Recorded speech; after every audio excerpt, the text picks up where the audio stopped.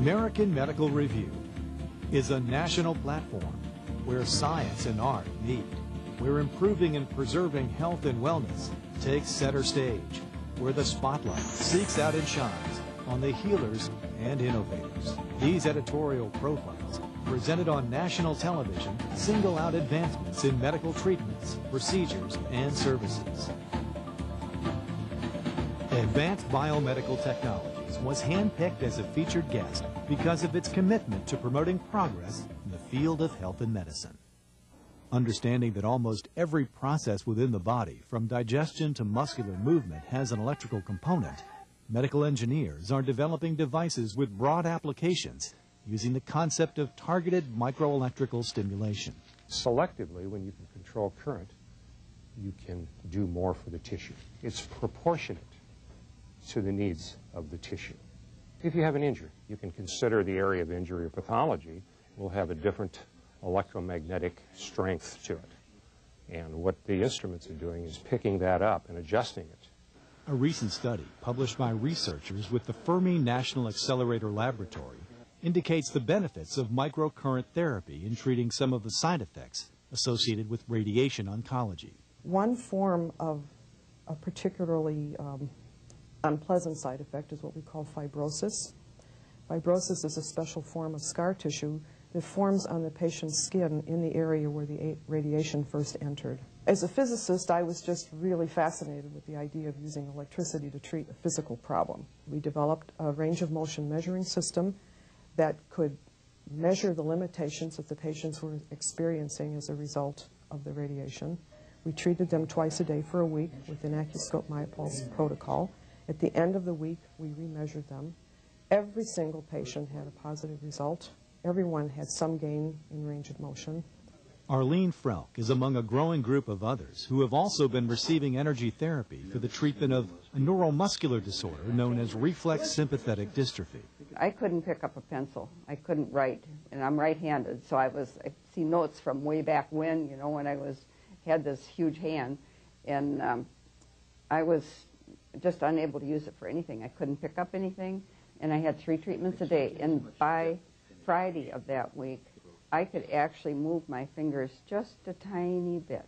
I've got some disfiguration from the swelling period. You know, you can see that it's disfigured, but it's usable. I can write. I can use it. I was having problems with my liver.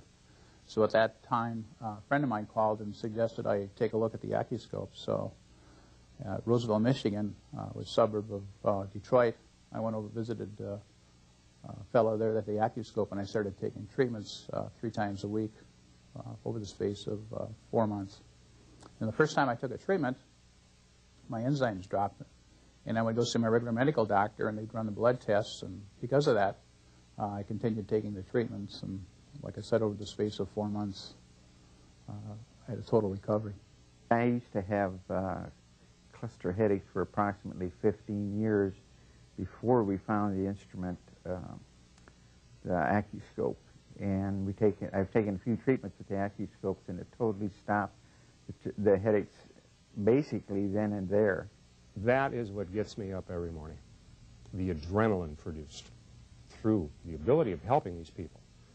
Reflex sympathetic dystrophy, horrible TMJ disorders. When I leave a clinic, I've made friends, I've made believers, and this is where I get my adrenaline. This is what keeps me going.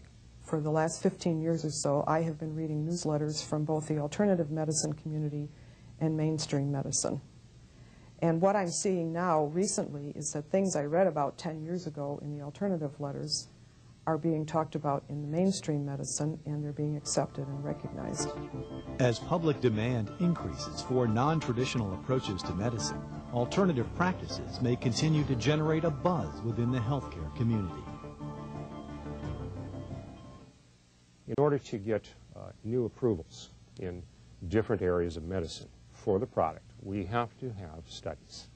So we are working diligently at getting these studies.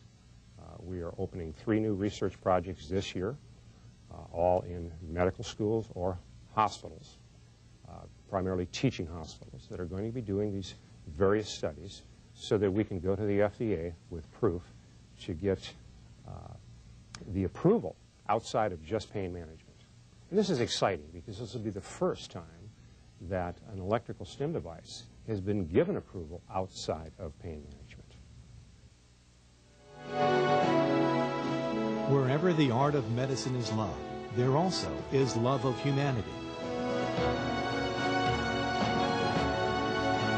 Once again, American Medical Review extends a special thanks to the companies and organizations that have risen to meet today's health and wellness challenges.